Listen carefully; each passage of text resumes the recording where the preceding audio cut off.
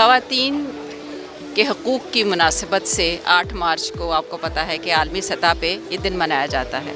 پاکستان میں بھی زور و شور سے خواتین جو ہیں وہ اپنے حقوق کے لیے باہر نکلتی ہیں.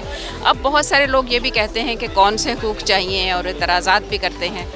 اور ہوتا یہ ہے کہ شاید میرا وہ مسئلہ نہ ہو جو میں بات کر رہی ہوں باہر نکل کے، یا کسی اور کا نہ ہو، لیکن میجورٹی کا ہے. تو جب ہم بات کرتے ہیں تو ہم بات یہ کرتے ہیں کہ ہمارے جو ملک کی اتنی بڑی آبادی ہے جس میں پسا ہوا طبقہ ہے، وہ خواتین ہیں جن کو اپنے حقوق کا خود بھی نہیں پتہ. تو ان کی بات ہم نہیں کریں گے تو کون کرے گا؟ اور باقی یہ ہے کہ ہمارا معاشرہ جس طرح کا ہے عمومی طور پہ اس میں لڑکیوں کی بات دبا دی جاتی ہے، ان کی بات کو اہمیت نہیں دی جاتی. تو وہ بات یہ کرنا چاہتی ہیں کہ ہماری بات سنو، ہم کیا سوچتے ہیں، ہماری بات جو ہے وہ اہم ہے. تو اسی سلسلے میں یہ دن منایا جاتا ہے. خواتین کے عالمی دن کے حوالے سے تو میں یہ ضرور کہوں گی کہ ہر سال نئے چیلنجز اور بہت زیادہ پریشرز جو آ رہے ہیں خواتین کے حقوق کے حوالے سے، اور ایسی سمتوں سے آ رہے ہیں.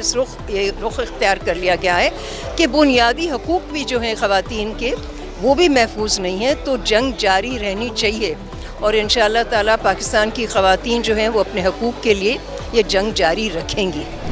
موجودہ دور میں بہت ضرورت ہے کہ خواتین کی نمائندگی زیادہ سے زیادہ ہو سکے، کیونکہ ہم جب ماضی کی طرف دیکھتے ہیں، اور زیادہ دور جانے کی ضرورت نہیں ہے، پچھلے 10 سال میں اگر دیکھیں تو زیادہ سے زیادہ خواتین ہمیں ٹی وی اسکرینز پر بھی نظر آئیں.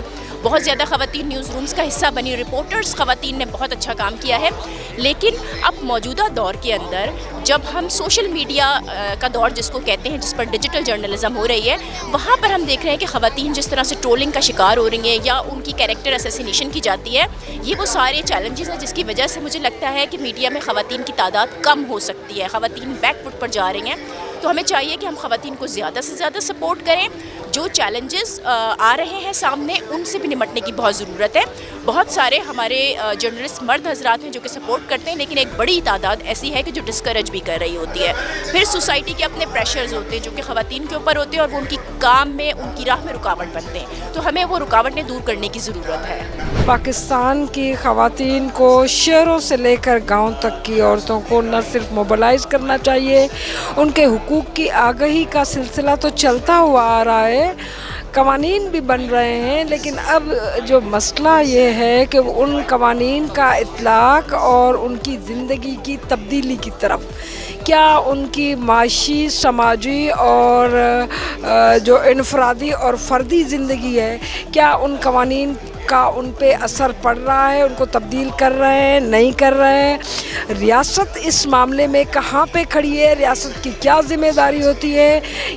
بہت سارے پیچیدہ سوال سے لے کر ایک سادہ سوال تک جو ہے خواتین کی جدوجہد سب کو اٹھا کے لے کے آتی ہے. میں کہتی ہوں کہ پاکستان کی تمام عورتوں کا جن کی آواز سنی نہیں جا رہی، جن کے مسائل دیکھے نہیں جا رہے، اور جو ایک عام روزانہ زندگی کے اندر وہ عورتیں فیس کر رہی ہیں، کم از کم خواتین کے دن کے حوالے سے ان سب پہ بات ہونی چاہیے. وومنس ڈے کے حوالے سے میں یہی کہنا چاہوں گی کہ ہم جب بھی آج کل بہت بحث سنتے ہیں یہ کہ جی وومنس ڈے پہ جو بھی مارچ ہوتے ہیں، کچھ بھی ہوتا ہے، اس میں اصل مسائل خواتین کے اجاگر نہیں ہوتے.